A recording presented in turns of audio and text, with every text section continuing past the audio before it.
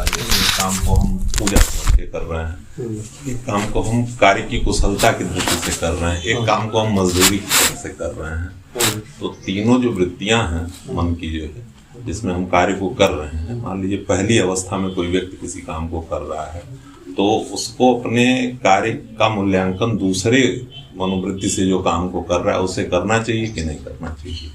नहीं, कार्य का जो मूल्यांकन होता है या जो उसका परिणाम होता है, एक व्यक्ति उसी कार्य को पूजा के भाव से ईश्वर को समर्पित करता है तो उसको ईश्वर की प्राप्ति होगी। दूसरा जो है किसी और भाव से अपनी कुशलता के दृष्टि से तो मैं कुशलता पूर्वक काम करूं, समाज में हमारी प्रतिष्ठा हो तो उसको वह प्राप्त होगा। तीसरा व्यक्ति यह है कि जो मजदूरी के लिए करता है तो उसका परिणाम मजदूरी के रूप में उसे मिलेगा, मजदूरी से ही वह संतुष्ट होगा। तो समाज में मान लीजिए ये सब आदर्श है, ये सब सिद्धांत है, लेकिन व्यवहारिक जीवन में जो लोगों का समाज है तो वे सत्य, न्याय और धर्म से दूर रहने वाले हैं। तो अगर आपको अपना व्यवहार करना है उस समाज में तो आप कहें कि नहीं हम इस तरह से व्यवहार करेंगे तो आप जो वहाँ सफल नहीं होंगे, हर जगह आपको पराभूत होना पड़ेगा। ब्रजंति ते मूढ़धिया पराभवम भवंति, कैसे है माने जो लोग दुष्ट होते हैं, धूर्त होते हैं, उसमें यदि वे सजग नहीं रहते हैं तो वे पराभव को माने दब जाते हैं, उनका नुकसान होता है। तो समाज के व्यवहार में तो हमें जैसा समाज हो वैसा करना ही पड़ेगा। नई व्यवहार में अगर हम अब कहाँ की आदर्श यह है, कोई सड़क है, ट्रैफिक नियम है कि अपने बाएं से चला जाए और वहाँ कोई उस नियम पर चलने वाले नहीं, सब जो है स्वेच्छा से चल रहे हैं, जिधर जिसकी रुचि है, जिधर जिसको सुविधा हो रही। और आप कहें नहीं हम बाएं से ही चलेंगे तो वहाँ आप अपनी रक्षा व्यवहारिक स्तर की नहीं कर पाएंगे। तो व्यवहार में तो हमें कुछ व्यवहार के स्थिति को देख करके करना चाहिए, देश काल पात्रता, लेकिन सत्य तो सत्य ही है। जहाँ सत्य के अनुसार हो वहाँ तो हमारी सुविधा ही है, लेकिन जहाँ असत्य है सब अनैतिक है। अब आप कहें कि समाज में हम बिल्कुल जो है सत्य और न्याय और धर्म का ही आचरण करेंगे तो आप बच ही नहीं पाएंगे, ना आपका धन बच पाएगा, ना आपका सम्मान बच पाएगा, न घर बच पाएगा, क्योंकि सभी लोग वहाँ सत्य, न्याय और धर्म पर चलने वाले नहीं। अब जैसे तो ये काल परिस्थिति बस है, या हम कह लें कि आदर्शों का भी जो है एक अपना स्मृति खंड जो है बहुत छोटा होता है। जो आदर्श बनाए गए थे वो किसी कालखंड के लिए थे। आज जो है जो भौतिकवादी जीवन दिख रहा है जैसा, उसमें जो आदर्श हैं उनके स्वरूप में समन्वय जरूरी है। नहीं, देखिए जो सृष्टि के नियम है वह तो अपरिवर्तनशील है। सामाजिक नियम जो है, मनुष्यकृत नियम है, उनमें परिवर्तन होता रहता है। तो यदि आप उस परिवर्तन को स्वीकार नहीं करेंगे तो समाज में सामंजस्य स्थापित नहीं कर पाएंगे। लेकिन यह है व्यवहारिक जीवन के लिए, सृष्टि के विधान का जो है उसमें कोई परिवर्तन नहीं होगा। जो जन्मेगा वह मरेगा, जो जन्मेगा वह बढ़ेगा, उसमें रोग व्याधि भी हो सकते हैं, बूढ़ा भी होगा और अंत में मृत्यु भी होगी। तो जो अपरिवर्तनशील नियम है उनमें तो परिवर्तन नहीं हो सकता है। अगर आप उनमें भी परिवर्तन करें या कहें हम स्वीकार नहीं करेंगे तो उसमें आपके निश्चय का कोई प्रभाव नहीं पड़ेगा। आप कहें कि हम पुनर्जन्म नहीं मानेंगे, हम ईश्वर आत्मा कुछ नहीं मानेंगे, हमको जो है यही अच्छा है कि सबको यह बनाओ, सबको में धन वितरण करो, सबको जो है खाने सोने तक ही यही मनुष्य की आवश्यकता है। तो आप माने या न माने, सृष्टि का नियम आपके ऊपर वैसे ही व्यवहार करेगा, उसमें कोई परिवर्तन नहीं करेगा। जो व्यवहारिक नियम है तो वह तो बदलेंगे, मनुष्य बदलेगा, स्थान बदलेगा, समय बदलेगा। आप युवा हैं, जब बूढ़े हो जाएंगे तो आप कहें कि नहीं लाठी का सहारा नहीं लूँगा, तो उस अवस्था में लाठी के सहारे की स्थिति आ जाएगी, तो क्या करना पड़ेगा? बदलाव करना पड़ेगा। बच्चा रहता है, छोटा रहता है, माँ गोद में उठा करके दूध पिलाती है, दवा पिलाती है। अब आप कहें कि माँ हमारी आएगी, मुँह में हमको दूध डालेगी, दवा देगी, तो यह उचित है? यह नियम है? नहीं। यह जो है व्यवहार में हमें देश काल परिस्थिति के अनुसार परिवर्तन होता है। हिंदू धर्म में यह विशेषता है। वो कर्म के परिप्रेक्ष्य में, जैसे ड्यूटी के परिप्रेक्ष्य में अगर हमारा है, मान लीजिए कोई सिद्धांत है, जैसे अभी तेज की बात हुई कि हमारी ये ड्यूटी है, ये सत्य है, हमारा ये आग्रह है, और समन्वय करने के लिए हम उस आग्रह से समझौता कर लें, तो फिर वो समझौता हमको जो है वो सजा देगा या नहीं देगा? मतलब उसको ये नहीं, समझौता अगर आप करते हैं तो नीचे से ऊपर जाते हैं तब तो आपका लाभ होता है।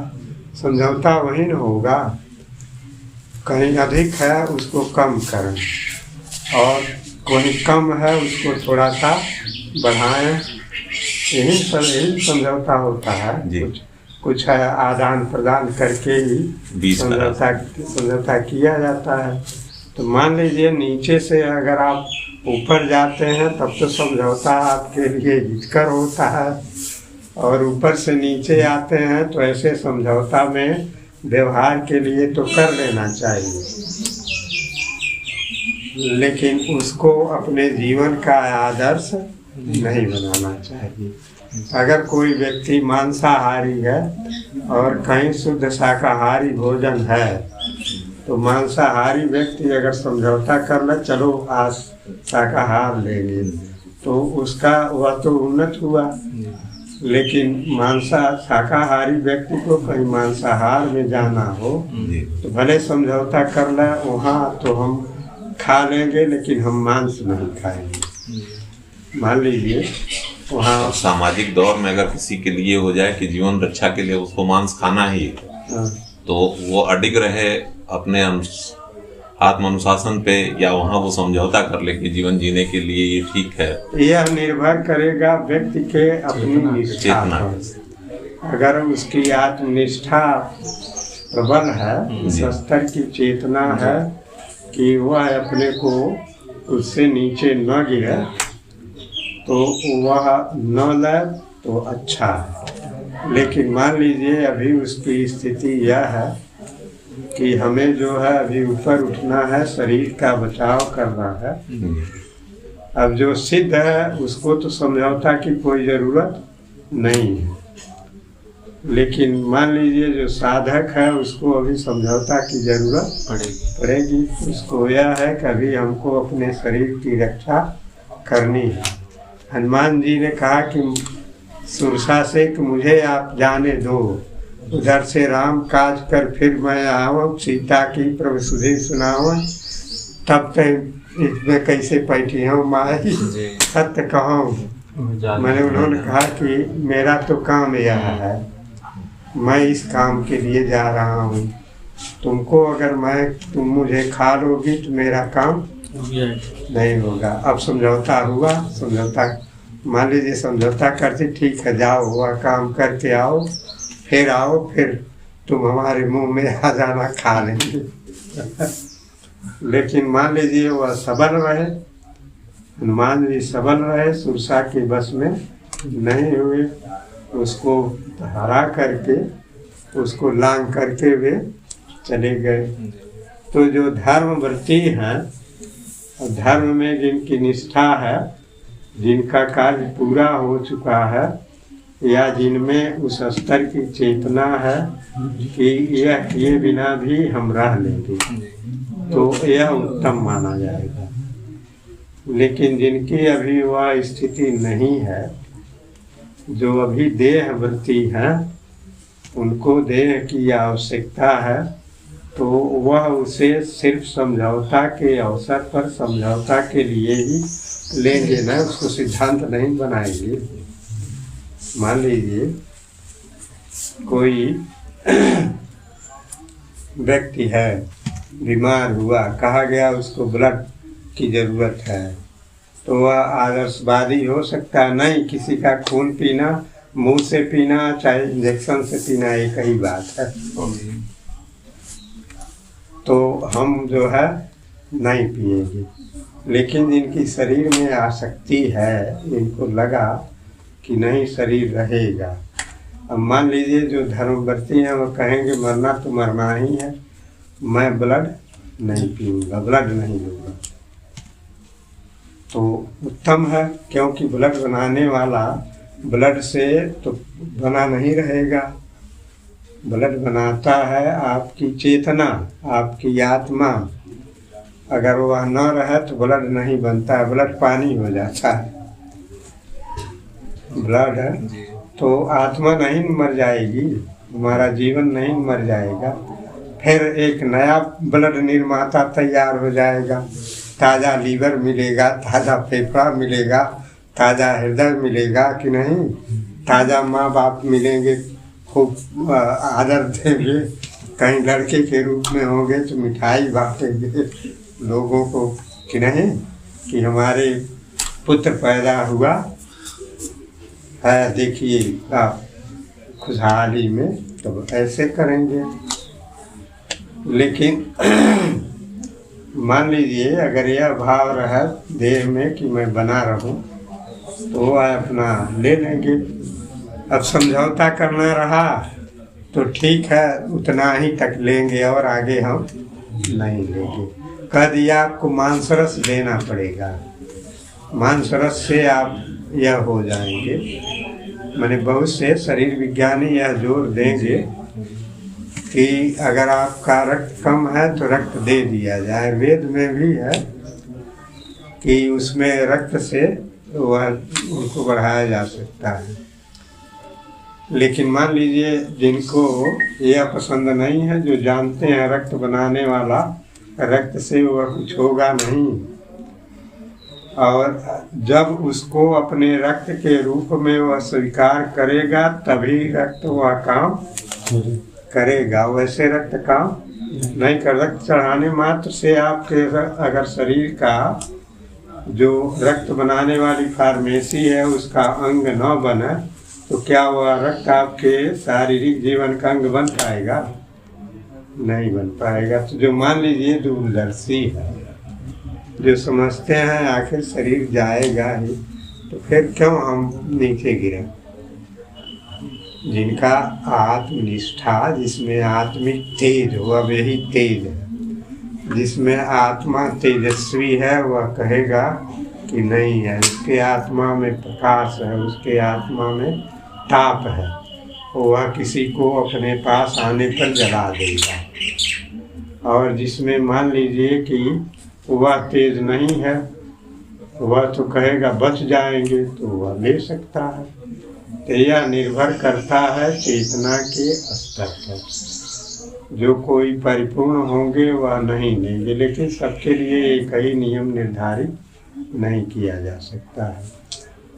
हिंदुओं में इसीलिए देश काल परिस्थिति के अनुसार पात्रता भी होनी चाहिए ना। सबको अब सन्यासी का नियम नहीं ना लागू किया जा सकता है। कोई मान लीजिए वह उस तरह से रहता है, उसका अभ्यास है, उसके शरीर में उस तरह की ऊर्जा है, तो वही सब नकल कर एक बार शीर्षासन करता रहना ऐसा पहलवान हो है मेरी पूछना कहना स्वामी ने हमारी किया कपड़ा सिरवा दर्द करता है, तब बताओ ना कि हम इतना 15 मिनट शीर्षासन हम करें। कौन कहा 15 मिनट से शासन करने के लिए कहला आपका बतियाऊ नहीं कि हम 1 घंटा करते थे, हम कहीं कम से कम 15 मिनट हम करें तो सन्यासी हवा। अरे भाई उनके लिए नियम अलग है कि नहीं। मान लीजिए हम जानते हैं आप भक्त हैं, आप लोग हम लोगों जैसे भोजन कर लेंगे कि नहीं, तो कहेंगे यहाँ का भोजन आपको कोई हर्ज नहीं है। नहीं किसी के घर खाना रहा तो हम कहें कि खा लीजिए, तो हम कहेंगे नहीं ज़रूरत है। यहाँ हम कहेंगे खा लीजिए, देख लीजिए यहाँ कैसे बनता है। तो सबके लिए एक ही नियम नहीं लागू किया जाएगा। जो निष्ठावान है, व्यवहारिक स्तर में हैं, तो उनको व्यवहार में अलग कहना पड़ेगा। अब हम भी झूठ बोलते हैं कभी कभी। जैसे मान लीजिए कोई आया, कोई पीने वाला आया, कहा बाबा हमको 100 रुपया दे दीजिए। हो सकला हमारे लगे 100 रुपये हों, लेकिन हम दूसरे ढंग से कहते हैं हाँ जाओ बाबू यहाँ देखा 30 रुपया धैले बाटे, 20 रुपया और चाहता। हम भी सोच रहे हैं कि बाबू आवे 20 रुपया और जाए, यह दवा मंगावे बाटे। हाँ बाबा नहीं बा ना ही, मतलब यहाँ हमके खुद जरूरत बात है। अब हम क्या सत्य कहेंगे, इसको सत्य कहा जाता है। व्यवहार में सत्य के निर्णय के लिए महाभारत विदुरनीति में है, सत्याद वचनम श्रेय सत्यादपि हितम वदेत्, जो भूत हित मत्यंतम एतत् सत्यम मतम मम। कृष्ण भगवान का वाक्य है। सत्यस्य वचनम श्रेय, सत्य वचन श्रेय तो है, लेकिन सत्यादपि हितम वदेत्, सत्य से भी बढ़ करके सत्य न हो लेकिन वहाँ सत्य हो लेकिन अहित होता हो, तो वहाँ सत्य नहीं कहा जाता है, वहाँ उसके हित को देखा जाता है। सत्यादपि हितम वदेत्, जो भूत हित मत्यंतम, जिससे भूत प्राणियों का आत्यांतिक हित हो, एतत् वही सत्य है। मान ला कभी कभी कुछ आते हैं भक्त, हम जानते हैं हम झूठ बोल रहे हैं, कह देते हैं कि बाबा हमको वह भूत धरा दिया है, चाहे यह कर दिया है, कुछ करा दिया, हम कल पकड़ लिए, हम उसको जा एकदम निश्चिंत उस भूत भवानी जो कुछ है अरे परे बांध ले जा, तू है दवा खाइए। झूठ बोलते हम परे तो जा न, हम परेत देखते हैं न परेत पकड़ते हैं। उनके मनोबल को अब उनको विश्वास हो गया कि बाबा भूत पकड़ लेंगे। भूत एक साइकिक विकार है, साइकिक विकार दूर करने के लिए कोई हम झूठ नहीं बोलते हैं, झूठ से अपने लाभ के लिए नहीं बोलते हैं, उसके हित के दृष्टि से बोलते हैं, तो वह झूठ का परिणाम नहीं होगा, हित का परिणाम होगा। तो इस तरह से सबके लिए एक नियम लागू नहीं। जो जिस स्तर की हाँ यह है कि चेतना को उन्नत बनावे, जैसे अर्जुन है, अर्जुन में वे सब स्वजन दिखाई देते हैं। गीता का आदर्श यही है, उनमें देह बुद्धि प्रबल है, मोह प्रबल है, और उस देह बुद्धि में ही मोह होता है। सबका आधार जो है, जितने विकार हैं, अहंकार है, सबका अज्ञान अविद्या उसी को कहा जाता है। समष्टि में माया भी कहते हैं, वही मूल है सबका। तो उनमें प्रबल मोह, प्रबल अज्ञान जो है कार्य कर रहा है, तो उससे उठा करके उन्होंने उनकी चेतना को आत्मा में स्थिर कर दिया।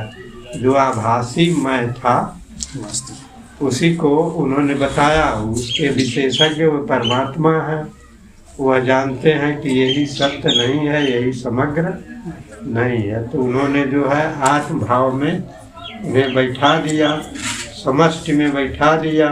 अब समष्टि में क्रिया चल रही है, उसमें स्थित होकर के करोगे, तुमको बांधने वाला कोई रहेगा नहीं।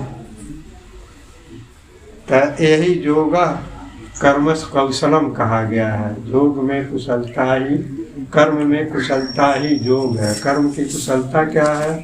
कि जो कर्म का बंधनात्मक प्रभाव है, जो अहम कर्ता ज्ञाता धारता होता है, उसको उसके कारण में विलीन कर दो, फिर कर्म करो, तो वह बंधन बांधने वाला जो केंद्र था, यंत्र था, अहंकार, वह खत्म हो गया, फिर बांधने वाला कोई रह ही नहीं गया।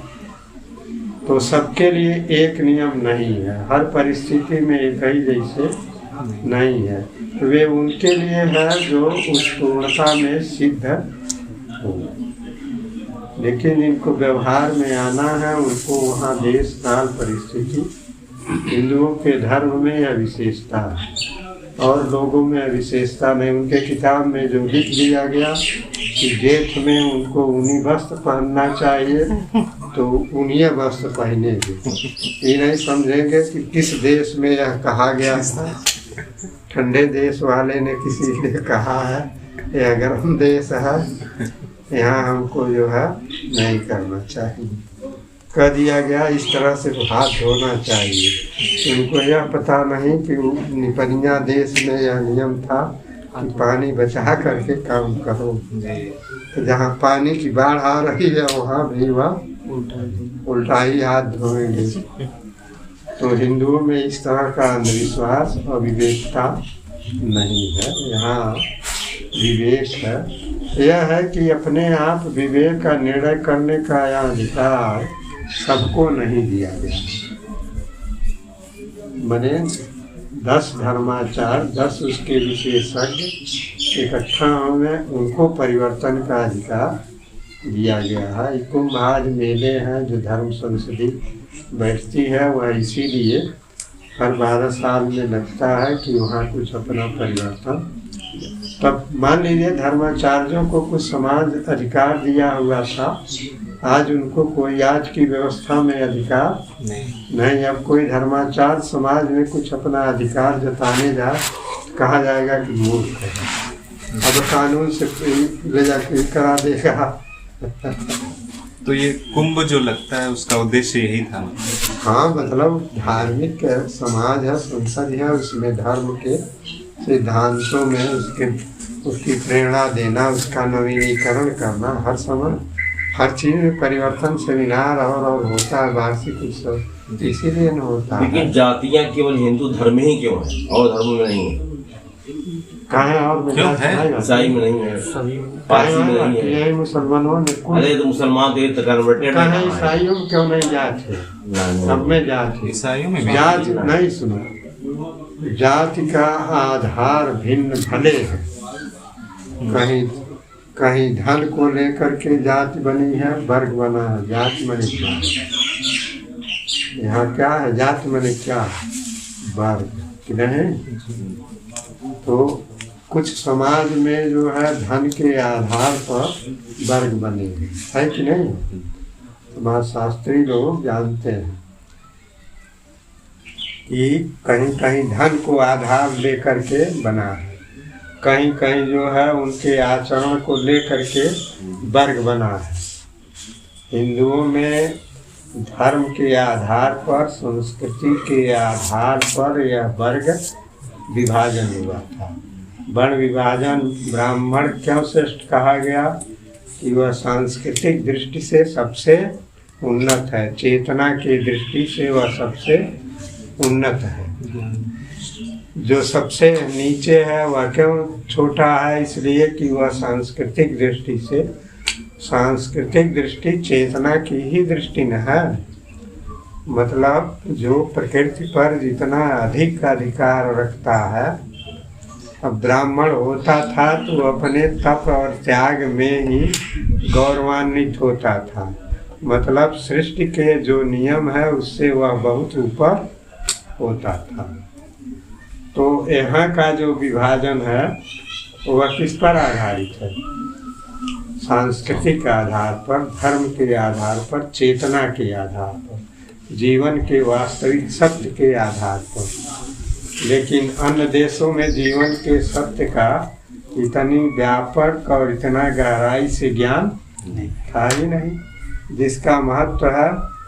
अब वहाँ राष्ट्र का महत्व है, कहीं कहीं राष्ट्रवाद के आधार पर जाति बनी है, और मार्क्सवाद में यही होगा जिनकी राष्ट्र में निष्ठा अधिक होगी उनको अलग वर्ग में रखा गया होगा। यही बात है, जयनाथ से कह दिए थे, तो जयनाथ एकदम पूरा साइंस में भी तो वर्गीकरण है, वहाँ पर भी जाति है। कहाँ नहीं वही तो वर्गीकरण, विज्ञान में भी जाति है। वर्ग है, जात का अर्थ अगर आप लेंगे तो वर्ग तो है, स्पीसीज हर जगह दलबंदी तो है, और क्या है, सब जगह है, आधार भिन्न हो सकता है। वंश और जाति सर्वोपर आधार जो है हिंदुओं का, जो सर्वोपर तत्व है चेतना, उसके आधार पर यहाँ वर्गीकरण किया गया। एक एक जतिया में यहाँ तक कि एक एक समाज नहीं, यह विभाजन तो बाद में बिगड़ा हुआ है, विकृत है, यह सिद्धांत और सत्य पर आधारित नहीं है, ये तो लोकाचार में आ जाता है। लोकाचार जब होता है तो लोक में अपने सब गड़े ले रहा, तो के कुछ कह दे, के सेक्रेटरी कहल जा रहा, के मास्टर साहब कहल जा रहा, के एक के घर में एक जनी मास्टर वाटर, उनकी जात तो एक ही है, तो इनके कहल गए मास्टर साहब हवा, तुमके कहल गए कि बड़े बाबू हवा, तुमके कहल गए कंडक्टर साहब हवा, एक के भाई थवा कहो